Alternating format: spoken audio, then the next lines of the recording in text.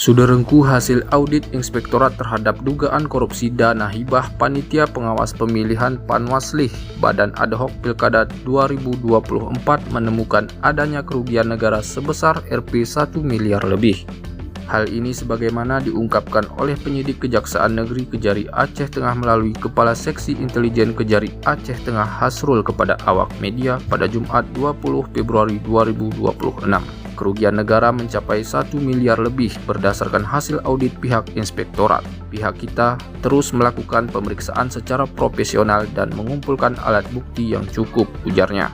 Hasrul mengatakan pihaknya telah memeriksa 7 orang saksi termasuk para komisioner Panwaslih Badan Ad Hoc Pilkada tahun 2024. Untuk penetapan tersangka belum, nanti kalau sudah akan kami kabari, ujarnya singkat.